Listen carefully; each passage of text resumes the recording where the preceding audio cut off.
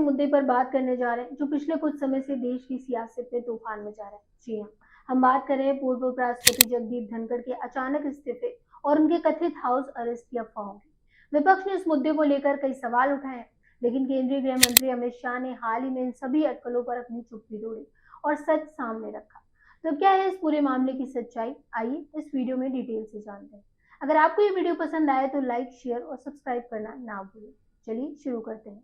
नमस्कार, मैं स्वाति पांडे और आप देख रहे हैं आपकी खबर राजनीति।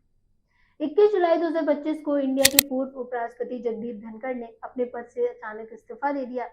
ये खबर इतनी चौंकाने वाली थी कि हर कोई हैरान रह गया, क्योंकि उनका कार्यकाल अभी 2 साल बाकी था। धनखड़ ने अपने इस्तीफे की वजह स्वास्थ्य कारणों को बताया। उन्होंने राष्ट्रपति द्रौपदी मुर्मू को लिखे पत्र में स्पष्ट किया कि वो अपनी सेहत और डॉक्टरों की सलाह को प्रायोरिटी देने के लिए ये कदम उठा रहे हैं। लेकिन इस्तीफे के बाद से ही सियासी गलियारों में चर्चाओं का बाजार तेज हो गया। विपक्षी नेताओं, खासकर कांग्रेस और शिवसेना जैसे दलों ने सवाल उठाना शुरू किया कि आखिर जगदीप धनखड़ कहाँ है। कुछ नेताओं जैसे राहुल गांधी और संजय राउत ने तो ये तक दावा किया कि धनखड़ को हाउस अरेस्ट किया गया है। सोशल मीडिया पर भी ऐसी अफवाहें तेजी से फैलने लगी कि धनखड़ का ऑफिस सील कर दिया गया या उन्हें जबरन बंगला खाली करने को कहा गया। इन सभी सवालों और अटकलों के बीच केंद्रीय गृह मंत्री अमित शाह ने 25 अगस्त 2025 को दिए एक इंटरव्यू में इस मामले पर खुलकर बात की और विपक्ष के सभी आरोपों का जवाब दिया। तो आइए अब जानते हैं कि अमित शाह ने इस पूरे मामले पर क्या कहा है। केंद्रीय गृह मंत्री अमित शाह ने जगदीप धनखड़ के इस्तीफे और हाउस अरेस्ट की अफवाहों पर अपनी पहली प्रतिक्रिया दी। उन्होंने साफ साफ कहा, जगदीप धनखड़ साहब का इस्तीफा अपने आप में स्पष्ट है। उन्होंने स्वास्थ्य कारणों से इस्तीफा दिया है। इस मुद्दे को बेवजह तूल देने की जरूरत नहीं।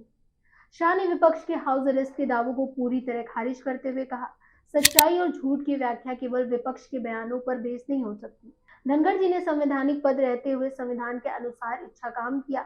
उन्होंने अपने कार्यकाल के लिए प्रधानमंत्री और अन्य मंत्रियों का आभार भी व्यक्त किया। इस मामले में कुछ और खोजने की जरूरत नहीं है। अमित शाह ने यह भी कहा कि धनखड़ ने अपने इस्तीफे में सब कुछ क्लियर रूप से लिखा था। उन्होंने स्वास्थ्य कारणों का हवाला दिया और अपने कार्यकाल के लिए सरकार के प्रति आभार जताया। शाह ने विपक्ष को चेतावनी देते हुए कहा कि इस तरह के बेवजह के हंगामे से कोई फायदा नहीं होगा। इसके अलावा सरकार ने यह भी क्लियर किया कि धनखड़ के ऑफिस को सील करने या बंगला खाली करने की खबरें पूरी तरह फर्जी हैं। प्रेस इंफॉर्मेशन ब्यूरो ने एक बयान जारी कर कहा, ऐसी खबरों से सावधान रहें। उपराष्ट्रपति आवास को सील नहीं किया गया, ना ही धनखड़ को बंगला खाली करने को कहा गया।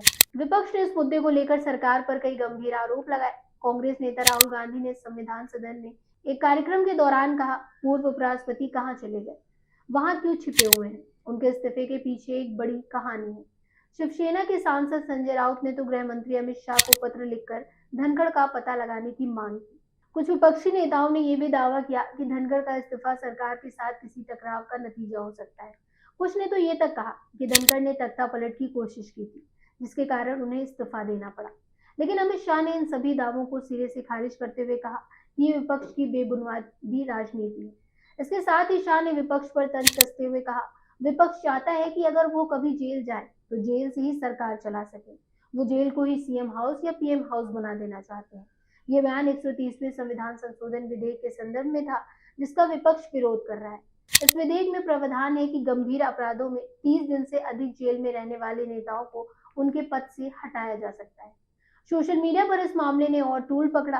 कई यूजर्स ने दावा किया कि धनखड़ को हाउस अरेस्ट किया गया है या उनका ऑफिस सील कर दिया गया। कुछ वायरल वीडियोस में ये भी कहा गया कि धनखड़ को जबरन बंगला खाली करने का आदेश दिया गया। लेकिन पीआईबी ने इन सभी दावों को फर्जी करार देते हुए लोगों को ऐसी खबरों से सावधान रहने की सलाह दी। सोशल मीडिया पर ऐसी अफवाहें फैलना कोई नई बात नहीं है, लेकिन इस तरह के संवेदनशील मुद्दों पर बिना सोचे समझे शेयर करना गलत है। अमित शाह ने भी इस बात पर जोर दिया कि सच्चाई को विपक्ष के बयानों के आधार पर परखा जाना चाहिए।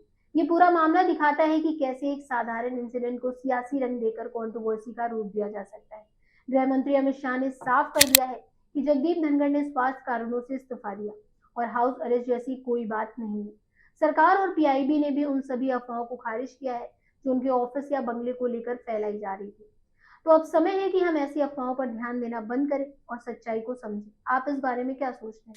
क्या आपको लगता है कि विपक्ष इस मुद्दे को फर्जी में बढ़ा रहा है? अपनी राय हमें कमेंट बॉक्स में जरूर बताइएगा। अगर आपको ये वीडियो पसंद आया हो तो लाइक, शेयर और सब्सक्राइब करना मत भूलिए। मिलते हैं अगले वीडियो में, तब तक के लिए गुड बाय।